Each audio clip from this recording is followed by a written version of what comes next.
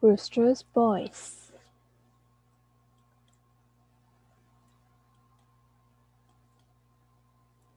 Once upon a time, there was a farm.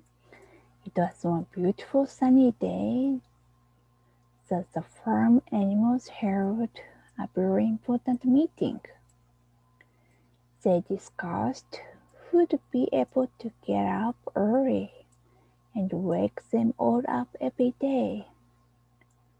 After a long discussion, they decided that Rooster should be given this responsibility. He had a strong voice and got up at sunrise anyway. Rooster agreed and promised to wake all the animals every day, early in the morning. The next morning, Sunday, while he was shaking himself from the feed, Rooster realized he had overslept. As fast as he could, he started crying very loudly. Cock-a-doodle, cock-a-doodle. The doors of all the animals' houses flew open. Ducks, chickens, goats, sheep, cats, and carrots all came out and stretched themselves. Suddenly, they realized that Rooster had crowed late. They got very upset and decided that Duck would take over the responsibility of waking them up the next morning. Monday, early in the morning, Duck quacked as loudly as he could. Quack, quack, quack. But none of the animals got up. Duck quacked again. Quack, quack, quack. Still, none of the animals got up. She quacked again and again until she lost her voice. She finally gave up calling. She went to the pond, refreshed her throat with water, and ate a few snails. Later, when all the animals got up, they got very upset that Duck had failed to wake them up on time. So, Hen was given the responsibility of waking them up the next morning. Tuesday, early in the morning, Hen quacked as loudly as she could. Quack, quack, quack. But now the animals got up. Hen quacked again. Quack, quack, quack. Still none of the animals got up. She quacked again and again until she lost her voice. She finally gave up calling. She went to her coop, refreshed her throat with water and ate some grains. Later, when all the animals got up, they got very upset that Hen had failed to wake them up. So, Goat was given the responsibility of waking them up the next morning. Wednesday, early in the morning, Goat mewed as loudly as he could. Meh, meh, meh. But now the animals get up. Goat messed again. Meh, meh, meh. Still none of the animals get up. She messed again and again until she lost her voice. She finally gave up calling. She went to her pen, refreshed her throat with water, and ate some grass.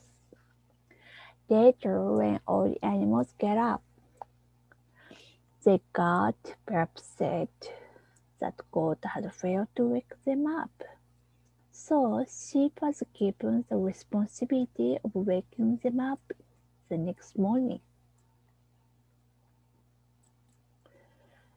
Tuesday early in the morning, sheep brayed as loudly as they could.